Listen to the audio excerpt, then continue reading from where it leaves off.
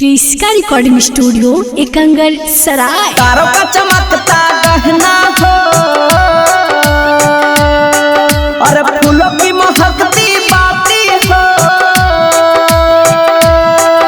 उस घर में खुशहाली आए जिस घर में तुम्हारी शादी हो। अरे चश्मा लगा के जूता पहन के बांधी मुरेठा मात, चश्मा लगा के जूता पहन के बांधी मुरेठा मात। कि हम ता नाचत कूदत जाइबै अपन भैया के बारात। कि हम ता नाचत कूदत जाइबै अपन भैया के बारात।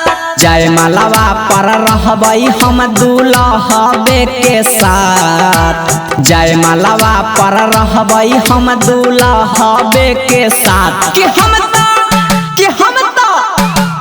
ता नाचत कूदत जाइबै अपन भैया के बारात। कि हम ता नाचत कूदत जाइबै अपन भैया के बारात।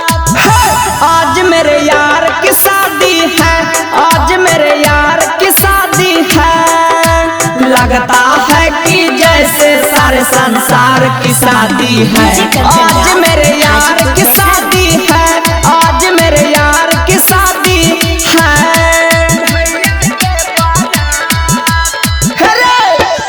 फोड़बै पड़ाका धूम धड़ाका करबै पी के बियर रे, करबै पी के बियर रे, करबै पी के बियर रे। इंग्लिश में बतियाबै कहबै कम टू माई डियर रे, कम टू माई डियर रे, कम टू माई डियर रे। फोड़बै पड़ाका धूम धड़ाका करबै पी के बियर रे। इंग्लिश में बतियाबै कहबै कम टू माई डियर रे। कोई जाति बोलतै ओकर तोड़ देबै दाँत, कोई जाति बोलतै ओकर तोड़ देबै दाँत। कि हम ता नाचत कूदत जाइबै अपन भैया के बारात। कि हम ता नाचत कूदत जाइबै अपन भैया के बारात। अरे दूल्हे का सेहरा सुहाना लगता है, हर दूल्हे का सेहरा सुहाना लगता है।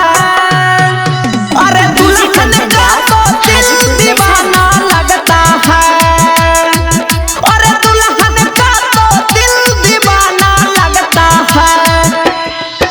अरे अर्जुन सूरज राहुल संगे मिली पटाइबै माल रे, मिली पटाइबै माल रे, मिली पटाइबै माल रे। जय मालावा पर साली जी के मीस देबै गाल रे, मीस देबै गाल रे, मीस देबै गाल रे। अरे राजा रौशन चंदन संगे मिली पटाइबै माल रे।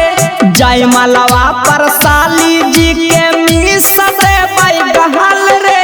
डीजे आशा टार कुंदन के माना बैना बात, केतनो समझैतै बाकी माना बैना बात। कि हम ता नाचत कूदत जाइबै अपन भैया के बारात। कि हम ता नाचत कूदत जाइबै अपन भैया के बारात। क्रिस्का रिकॉर्डिंग स्टूडियो एकंगर सराय।